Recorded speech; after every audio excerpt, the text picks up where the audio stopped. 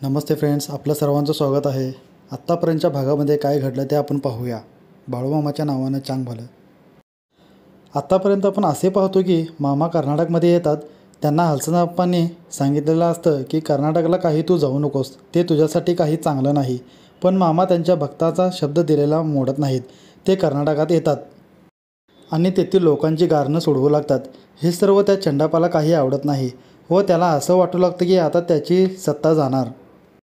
चंडापा हा साधासुद्धा व्यक्ती नसतो, तो मांत्रिक व तांत्रिक शक्ती त्याच्याकडे असतात।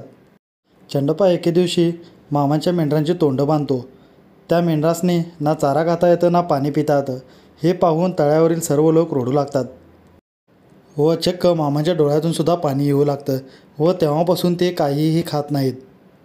पुढे आपण पाहतो गावातील सर्व लोक चंडापाकडे जातात आणि सांगतात, मामांच्या मेंढरासनी बरं कर बाबा। तरी चंडापा कोणाचं काही ऐकत नाही आणि म्हणतो, म्या काय केलंय आणि मला कुठं काय येतं त्यातलं। व आपण पुढे पाहतो तसेच 2-3 दिवस ओलांडून जातात व मामांचे शेकडो मेंढरं मरून जातात।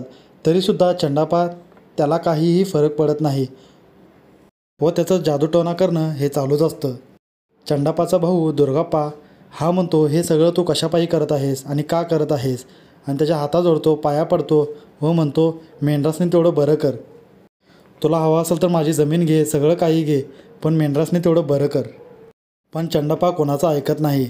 चंडापाला हे सिद्ध करायचं असतं की मामा देव नाही व मामांना काहीही करता येत नाही, असं त्याला सिद्ध करून दाखवायचं असतं। व त्या दुर्गाप्पाला सांगतो, मामा तुझा देव आहे ना, मग हे का तिने सोडवत नाहीत, हे कोडं का सोडवत नाहीत तिने, असे तो म्हणतो। चंडापा पुढे म्हणतो, मी हे कशासाठी करतोय आणि का करतोय हे कळलंच समध्या लोकांना लवकरच। इकडे मामा म्हणतात, चंडाप्पा तुला काय करायचं आहे ते करून घे, आता तुझी वेळ आहे। नंतर चला माझ्या नावानं दगड फोडू नकोस, आणि नंतर चला आम्हाला शोधत आलास तरी मी मिळायचं नाही। इथपर्यंत आपण हे सर्व काही घडलेलं पाहतो। पुढचे भाग पाहण्यासाठी सबस्क्राईब करा, लाईक करा, कमेंट्स करा। Thank you friends.